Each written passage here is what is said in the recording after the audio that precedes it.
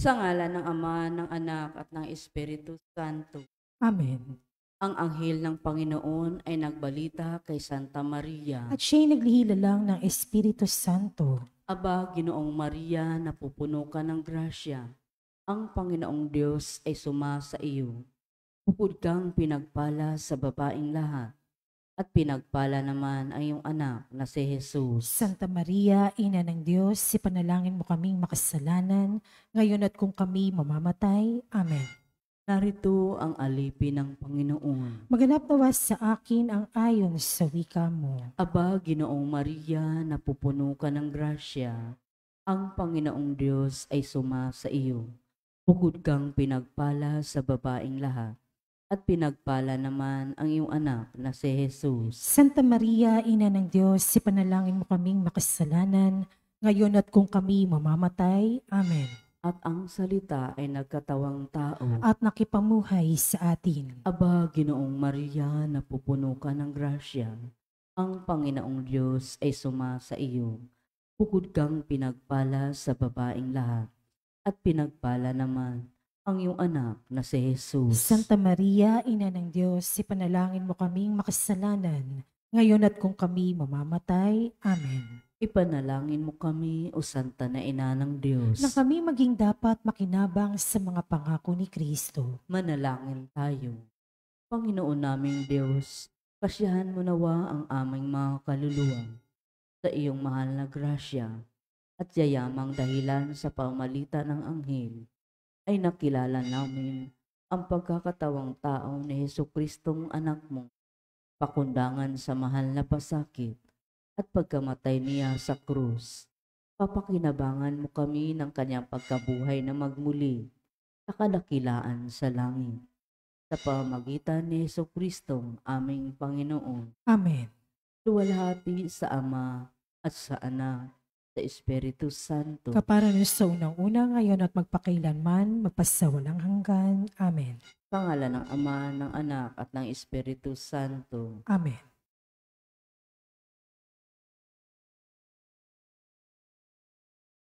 At ang mamumuno po sa ating banal na pagdiriwang ngayon ay ang ating pumbutihing kura paroko, Reverendo Padre Douglas D. Badong.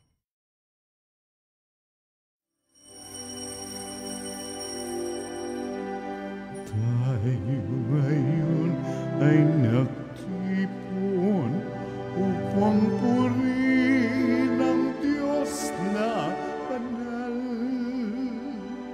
Gayon din nating ipagdangal si Mariang nagdulot ng kagalakan sa lahat. Turo ng inang birhen ay tukdin ang habilin ni Jesucristo. Kaya tayo ay makisalo sa banal na piging ng buwan. Tayo ngayon ay nagtipon upang purihin ang Diyos na banal. Gayon din nating ipagdangal si Mariang nagdulot ng kagalakan sa lahat. Sa ngalan ng Ama at ng Anak at ng Espiritu Santo, Amen. ang pagpapala ng ating Panginoong Hesukristo, ang pag-ibig ng Diyos Ama, at ang makikipagkaisa ng Espiritu Santo naway sa mainyong lahat. At sumaiyo rin. Ngayon po ay ang paggunita sa pagdadala sa mahal na Birhen sa templo. Mga kapatid, tinipon tayo bilang mga kaanib na angkan ng Diyos, kaya dumulog tayo sa maraming Panginoong nagpapatawad ng sinugong tagapagpagaling sa mga nagsisisi. Panginoon, kaawaan mo kami. Panginoon, kaawaan mo kami. Dumating na tagapaganyayang mga makasalanay magsisi. Kristo, kaawaan mo kami. Kristo, kaawaan mo kami. Nakaluklok ka sa kanan ng Diyos Ama para ipamagitan kami. Panginoon, kaawaan mo kami. Panginoon, kaawaan mo kami. Kaawaan tayo ng makapangyarihang Diyos, patawarin tayo sa ating mga kasalanan at patnubayan tayo sa buhay na walang hanggan. Amen. Manalangin tayo. Ama naming makapangyarihan, kaming gumugunita sa mahal na Birheng Maria, ay humihiling na iyong pagbigyan, pakundangan sa kanyang pagdalangin upang kami pagindapating tumanggap mula sa abot-abot na kaloob mo. Sa pamamagitan ni Jesucristo, kasama ng Espiritu Santo, magpasawalang hanggan. Amen. Magsiupo po ang lahat.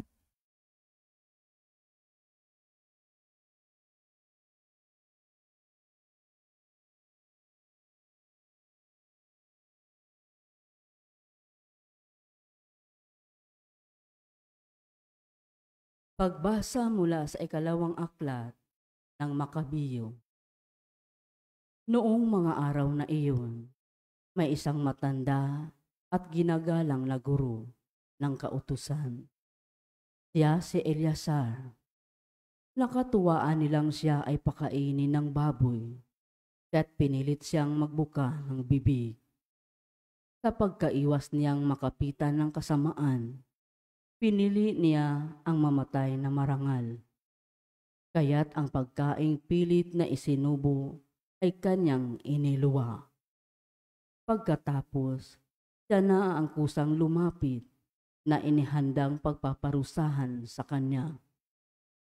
Ipinakita niya na dapat maglakas loob ang sinuman na tumangging kumain ng pagkaing labag sa kautusan, kahit ito'y mga hulugan ng kanyang kamatayan.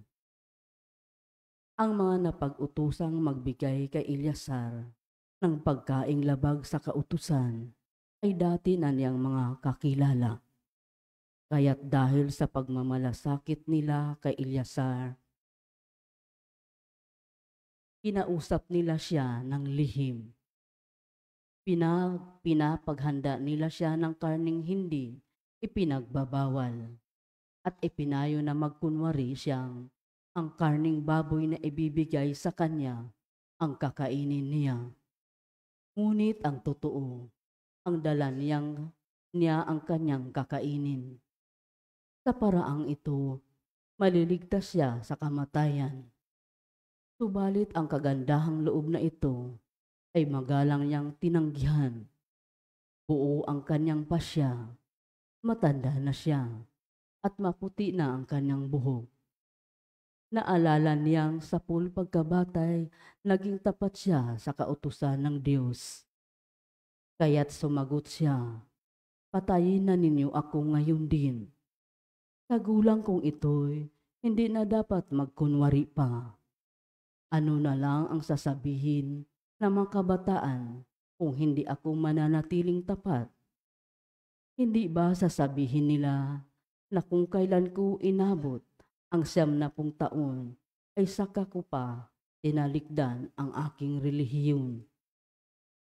Kung ako'y magtaksil para lamang madugtungan ng kaunti ang aking buhay, para ko na ring iniligaw ang mga kabataan at binigyang kahihiyan ang aking katandaan. Maaaring maiwasan ko ang parusa ng tao, ngunit sa mabuhay ako umamatay, hindi ako makaiiwas sa parusa na makapangyarihan sa lahat. Kaya tatanggapin ko na ngayon ang marangal na kamatayan na siyang magiging putong ng aking katandaan. Sa gayon, mag-iiwan ako ng isang dakilang halimbawa sa mga kabataan, ang marangal at buong pusong maghahandog ng buhay alang-alang sa banal na utos ng Diyos." Matapos niyang sabihin ito, lumapit agad siya sa inihandang pagpapatayan sa kanya. Ang mga kaibigang nagmalasakit sa kanya ay nainis na rin. Para sa kanila'y kaululan lamang ang mga sinasabi niya. Kaya't ginulpi nila siya hanggang sa mamatay. Ngunit bago nalagutan ng hininga, sinabi ni Eleazar, ang Panginoon ang nakababatid sa lahat. Alam niya ang katakot-takot na hirap na tiniis ko sa pagpaparusang ito. Kahit ito'y maaaring maiwasan ko, alam din niyang maligaya kong tiniis itong hirap dahil sa aking pagmamahal sa Kanya. Namatay nga si Eleazar, ngunit siya ay nag-iwan ng isang halimbawa ng pagiging uliran sa tapang at di malilimutang katangian ng pag-uugali. Hindi lamang para sa mga kabataan, kundi para rin sa buong bansa. Ang salita ng Diyos. Salamat sa Diyos. Saan mong tugunan ang ating pong itutugon? Ako'y itinataguyod ng aking Panginoong Diyos. Ulitin po natin. Ako'y itinataguyod ng aking Panginoong Diyos. Ang Panginoon ko ay raming kaaway. Sa abang lingkod mo ay kumakalaban. Ang palagi nilang pinag-uusapan. Ako raw, o Diyos, di mo tutulungan. Tugon. Ako'y itinataguyod ng aking Panginoong Diyos. Ngunit ang totoo, sa lahat ng oras, iniingatan mo at inililigtas. Sa aking tagumpay ang iginagawad. Mahina kong loob ay pinalalakas. Kaya ikaw, poon ng aking tawagin. Sinagot mo ako sa bundok na banal. Tugon. Ako'y itinataguyod ng aking Panginoong Diyos. Ako ay humimlay, agad nakatulog. Ligtas nagising ang iyong kinupko. Libo mang kaaway, wala akong takot. Humanay man sila sa aking palibot. Halika, o Diyos, iligtas mo ako. Lahat kong kaaway ay pasukuin mo. Tugon. Ako'y itinataguyod ng aking Panginoong Diyos. Magsitayo po ang lahat.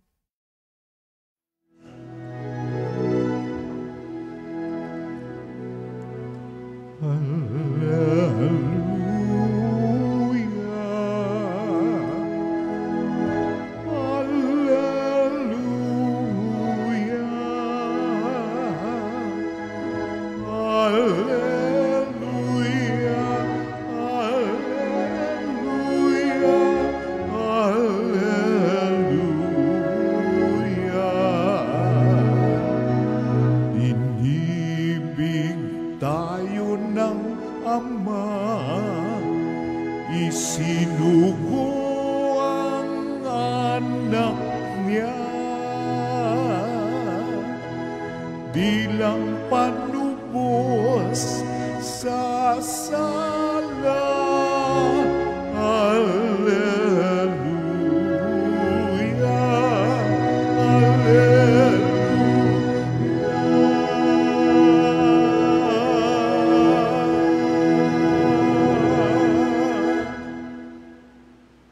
Sumainyo ang Panginoon. At sumaiyo rin. Ang mabuting balita ng Panginoon ayon kay San Lucas. Papuri sa iyo, Panginoon. Noong panahong iyon, pumasok si Jesus sa Jericho at naglakad sa kabayanan. Doon may isang mayamang puno ng mga publikano na nagngangalang Zaccheo. At pinagsikapan niyang makita si Jesus upang makilala kung sino ito.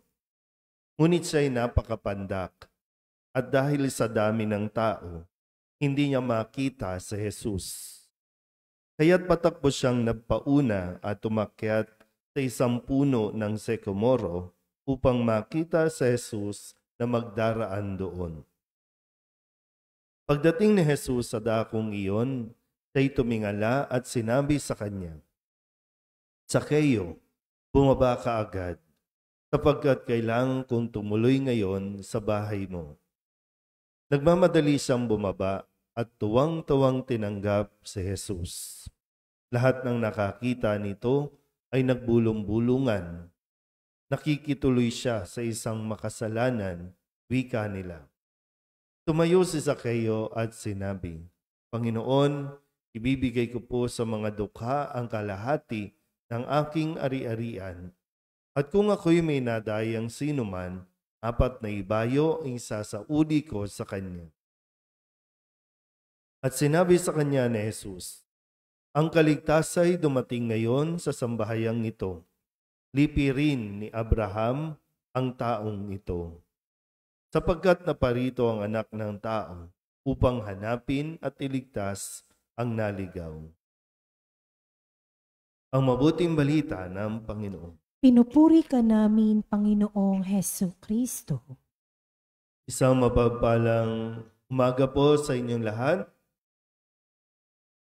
Ngayon po ay Martes ng ika-33 linggo sa karaniwang panahon at ang paggunita sa pagdadala sa mahal na Birhen sa templo. 2 karakter ang atin pong narinig sa mga pahayag sa umagang ito. Sa unang pagbasa, itong si Eleazar. At talagang nasubok ang kanya pong pananalig at pagsunod sa kautusan. Bahagi po ng kanilang kultura noon ay ang hindi pagkain sa ilang mga ipinagbabawal na pagkain, lalo na yung karne. At dito, sabi nga na siya ay 90 years old na. Pinipilit siyang kainin yung bawal at ayaw niya itong sundin. May ilang mga alok na pagkukunwari, sabi ng iba, sige na, kunyari ito yung ipapakain namin sa iyo, pero yung pagkain mo talaga ang kakainin mo. So mayroong pagsisinungaling na mangyayari, pero nanindigan si Eleazar para ipakita, kasi mahalaga din kay Eleazar na sabi nga doon, ano na lang ang iiwan kong halimbawa sa mga kabataan na dahil lang sa takot na mamatay, sa takot na mabugbog, pwede nang magpakitang tao na lang, magkunwari na, sige, susundon ko kayo.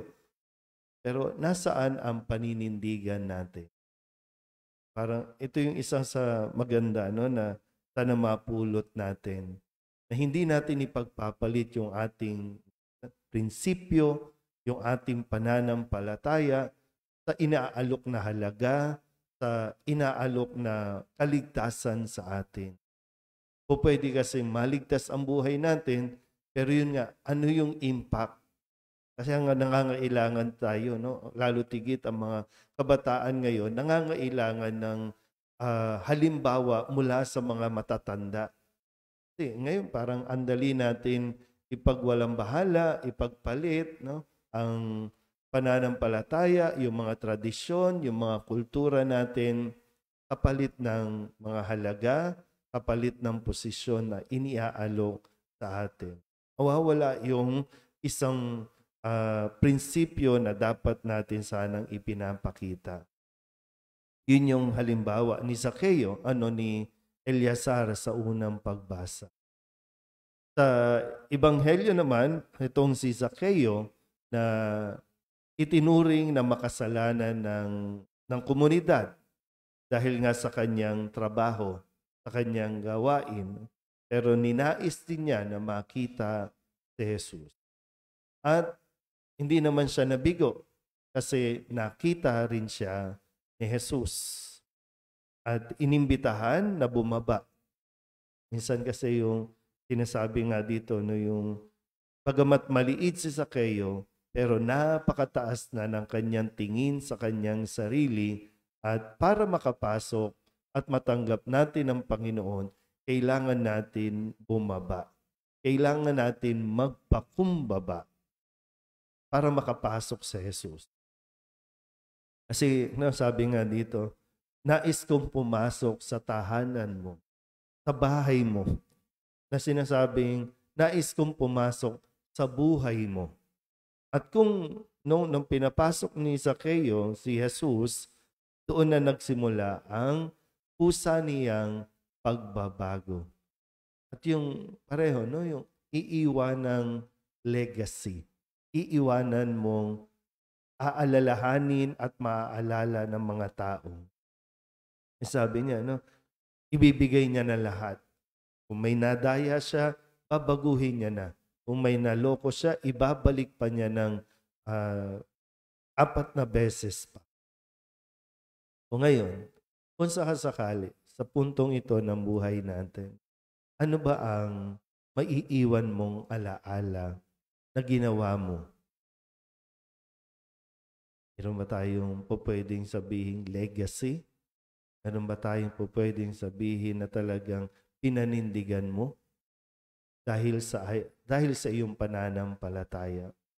Minsan po, no, maganda yung kapag nasasambit ng ibang tao na natuto kang magdasal dahil sa lolo o lola o dahil sa tatay at nanay mo na kahit mahirap ang buhay, hindi nakakaligtaan ang magdasal, hindi nakakaligtaan ang magsimba. At ito yung ipinagpapatuloy mo. Hindi tayo mahihirapan mag-imbita ng ibang tao na magsimba kung may nakikita sa ating kabutihan. Yung bunga ng ating pananampalataya, bunga ng ating pagsisimba. Sana po isa din ito sa tinitingnan natin, no, na mahalagang aspeto ng buhay natin. Iwanan natin at ipagpatuloy natin ang paninindigan natin sa pagsunod sa kautusan ng Diyos. Amen?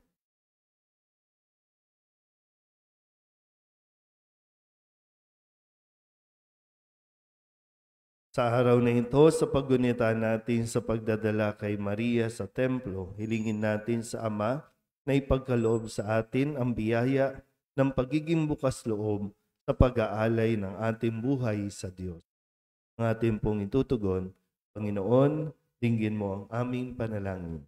Panginoon, dinggin mo ang aming panalangin.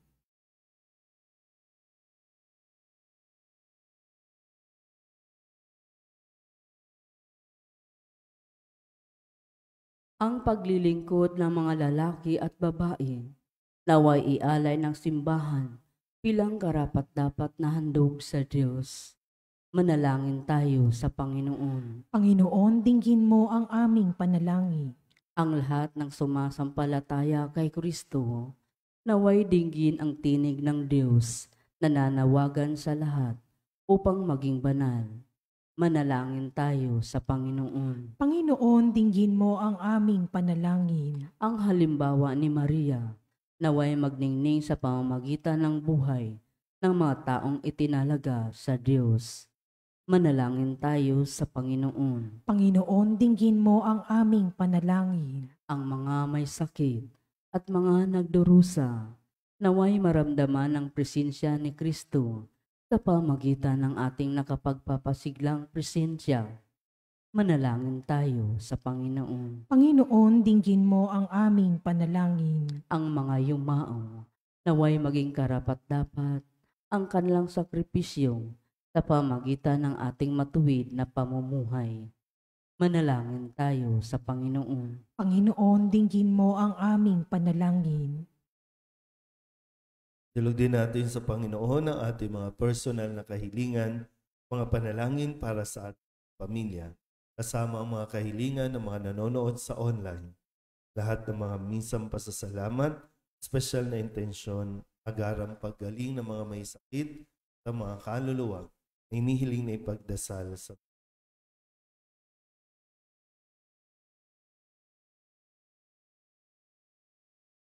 ang lahat ng ito inihiling namin sa ngalan ni Kristo, aming Panginoon. Amen. Magsilpo po ang lahat.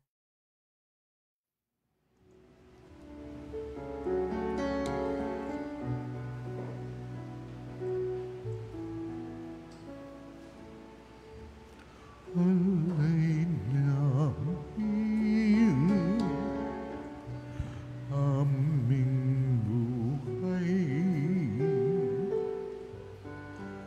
bawat galak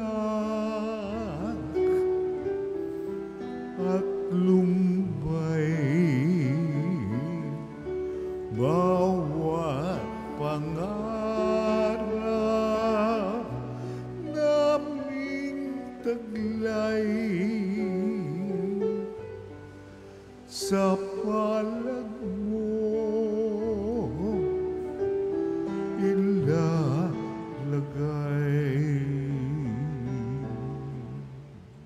Manalangin kayo mga kapatid upang paghahain natin ay kalugdan ng Diyos Amang makapangyarihan. Tanggapin nawa ng Panginoon itong paghahain sa iyong mga kamay, sa kapurihan niya at karangalan, sa ating kapakinabangan at sa buong sambayanan niyang banal. Ama naming lamikha, ang iyong nagkatawang taong anak ay tumulong nawa sa aming ginagawa upang siya na iniluwal ni Maria nang di bumawas kundi lalo pang nagpaganap sa pagkabirhen ay magpagindapat na kalugdan mo ang aming paghahain sa ikapagpapatawad ng mga kasalanan, sapagkat siya ang Panginoong kasama mo at ng Espiritu Santo magpasawalang hanggan. Amen. Sumainyo ang Panginoon. At sumaiyo rin. Itaas sa Diyos ang inyong puso at diwa. Itinaas na namin sa Panginoon. Pasalamatan natin ang Panginoong ating Diyos. Marapat na siya ay pasalamatan. Ama naming makapangyarihan, tunay ngang marapat na ikaw ay aming pasalamatan. Bukod mong pinagpala, maging ina ni Hesu Kristo, ang mahal na birheng nagpupuri at nagagalak sa iyo. Ikaw ang gumawa ng tanang dakilang bagay. Ikaw ang lumilingap sa lahat kailanman. Nilingap mo ang mahal na birhen bilang iyong abang alipin na iyong binigyan ng tungkuling kumalinga sa anak mong manunubos namin. Kaya kaisa ng mga anghel nagsisiawit ng papuri sa iyo nang walang humpay sa kalangitan. Kami nagbubunyi sa iyong kadakilaan. Santo, Santo, Santo, Diyos makapangyarihan, puspos ng luwalhati ang langit at lupa. Hosana, Hosana, sa kaitaasan, pinagpalang narito sa ngalan ng Panginoon. Hosana, Hosana, sa kaitaasan. Hosana, Hosana, sa kaitaasan.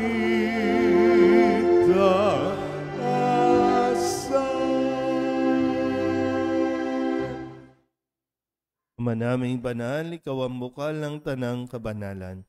Kaya't sa pamamagitan ng iyong Espiritu, gawin mong banal ang kaloob na ito upang para sa aming maging katawan at dugo ng aming Panginoong Hesu Kristo.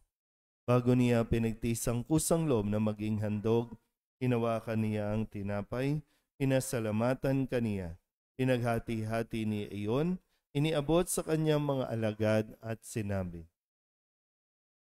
"Tanggapin ninyong lahat ito at kanin, ito ang aking katawan na ihahandog para sa inyo."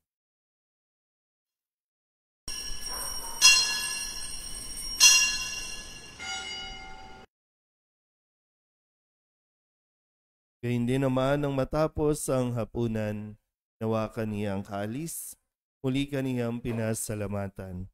Iniabot niya ang kalis sa kanyang mga alagad at sinabi, "Tanggapin ninyong lahat ito at inumin. Ito ang kalis ng aking dugo, ng bago at walang hanggan tipan, ang aking dugo na ibubuhos para sa inyo at para sa lahat, sa ikapagpapatawad ng mga kasalanan. Gawin ninyo ito sa pag-alaala sa akin."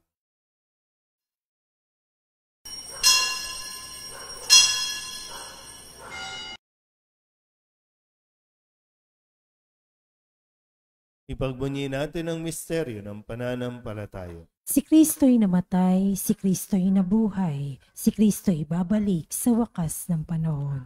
Ama, ginagawa namin ngayon ang pag-alaala sa pagkamatay at muling pagkabuhay ng iyong anak, kaya tiniaalay namin sa iyo ang tinapay na nagbibigay buhay at ang kalis na nagkakaloob ng kaligtasan.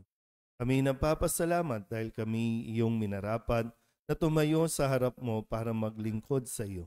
Sinasamo namin kami magsasalo-salo sa katawan at dugo ni Kristo ay mabuklod sa pagkakaisa sa pamamagitan ng Espiritu Santo. Ama, lingapin mo ang iyong simbahang laganap sa buong daigdig. Puspusin mo kami sa pag-ibig kay San Francisco na aming Papa at ni Jose na aming Obispo at ng Tanang Kaparian. Alalahanin mo rin ang mga kapatid naming nahimlay na may pag-asang sila'y muling mabubuhay, gayon din ang lahat ng mga pumanaw. Hawaan mo sila at patuloyin sa iyong kaliwanagan. Hawaan mo at pagindapating kaming lahat na makasalo sa iyong buhay na walang wakas. Kaysa ng mahal na Birhen Maria na Ina ng Diyos, ng kabiyak ng puso niyang sa San Jose, kaysa ng mga apostol at ng lahat ng mga banal na namuhay dito sa daigdig ng kalugod-lugod sa iyo, may pagdiwang nawa namin ang papupuri sa ikararangal mo sa pamamagitan ng iyong anak na aming Panginoong Hesus Kristo.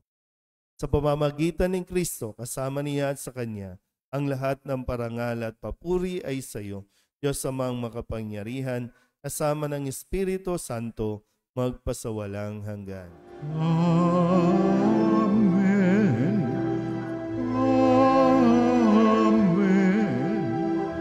Amen. Amen.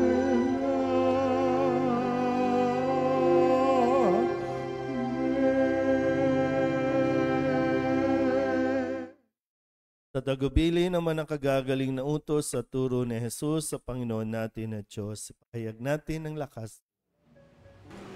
Ama namin, sumasalangit ka, sambahin ang ngalan mo, mapasa amin ang kaharian mo, sundin ang loob mo dito sa lupa para ng sa langit. Bigyan mo po kami ngayon ng aming kakanin sa araw-araw at patawarin mo kami sa aming mga sala para ng pagpapatawad namin sa nagkakasala sa amin, at huwag mo kaming ipagdulot sa tukso, at iadya mo kami sa lahat ng masama. Hinihiling namin kami iadya sa lahat ng masama, pagkalooban ng kapayapaan araw-araw, iligtas sa kasalanan at ilayo sa lahat ng kapahamakan, samantalang aming pinananabikan ang dakilang araw ng pagpapahayag ng tagapagligtas naming si Hesus Kristo. Sapagkat iyo ang kaharian at ang kapangyarihan at ang kapurihan magpakailanman. Amen. Panginoong Hesus Kristo, sinabi mo sa iyong mga apostol, kapayapaan ang iniiwan ko sa inyo, ang aking kapayapaan ang binibigay ko sa inyo. Tunghayan mo ang aming pananampalataya at huwag ang aming mga pagkakasal. Pagkalooban mo kami ng kapayapaan at pagkakaisa ayon sa iyong kalooban, sama ng Espiritu Santo, magpasawalang hanggan. Amen. Ang kapayapaan ng Panginoon ay laging sumainyo. At sumaiyo rin. Magbigayan po tayo ng kapayapaan sa isa't isa.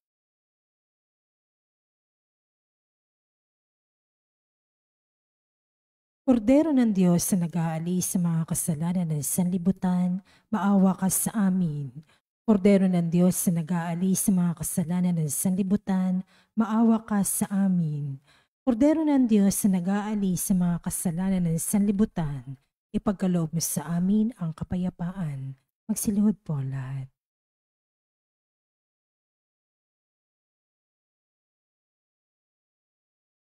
Ito ang kordero ng Diyos.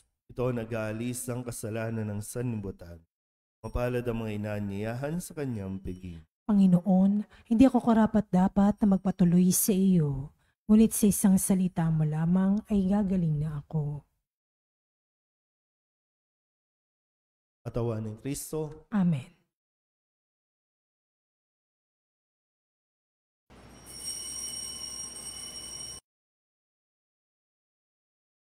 Di ba, Jesus ko, ikaw ang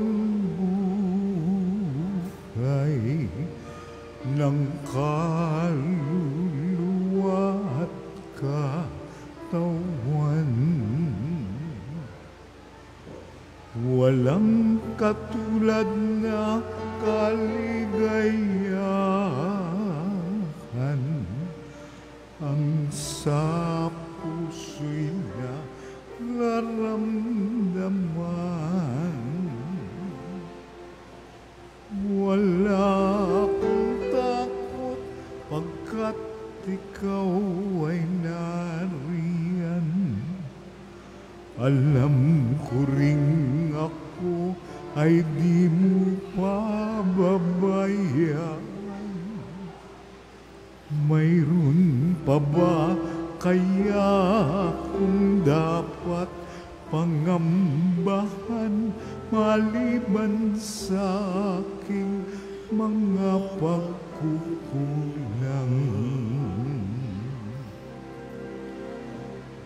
Di ba, Jesus ko, ikaw ang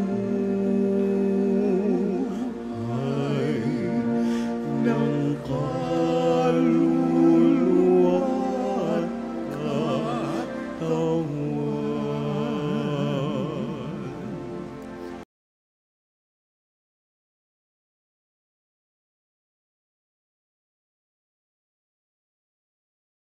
Manalangin tayo. Ama naming mapagmahal, sa pagsasalo namin sa banal na pakikinabang, ang iyong kagandahang loob ay aming hinihiling upang ang pagpaparangal namin sa mahal na Birhen at pagtulad namin sa Kanya ay mapaginapat na aming paglingkuran ang pagganap sa kaloob mong kaligtasan sa pamamagitan ni Jesucristo kasama ng Espiritu Santo magpasawalang hanggan. Amen. Mga kapatid, ating pagkukulan ng panalangin ng mga yumao nating mga mahal sa buhay at ang lahat ng mga kaluluwa sa purgatorio. Mga anghel, mga banal, tanang nasa kalangitan, halikayo at samahan. Ang mga giliw namin pumanaw sa piling ng poong mahal. Si Kristo ang mag-aakay sa kandungan ni Abraham upang doon ay humimlay. Ang mga giliw naming pumanaw sa piling ng poong mahal. Sa ilaw na walang hanggan, kapayapaan naway pagkamitin ng may. Ang mga giliw naming pumanaw sa piling ng poong mahal. Ama naming mapagmahal, inihahabili namin sa iyo ang aming mga kapatid na pumanaw sa buhay na ito. Huwag mo silang pabayaan at papalagiin mo silang buhay sa iyong. Alang-alang sa iyong awa at pag-ibig, patawarin mo sana ang kanilang mga pagkukulang at nagawang pagkakasala, dala ng kanilang kahinaan. Manatili nawa silang maligaya sa iyong piling kasama ng iyong anak, ng Espiritu Santo, magpasawalang hanggan. Amen.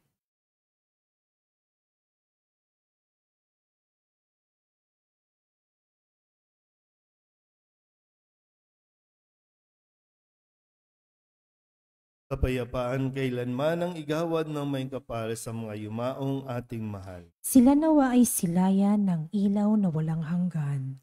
Sumainyo ang Panginoon At sumaiyo rin. at papalain kayo ng makapangyarihang Diyos, Ama at Anak at Espiritu Santo. Amen. Tapos sa ang banal na misa, humayo tayo sa kapayapaan ni Kristo. Salamat sa Diyos. Magandang umaga. Magandang umaga po.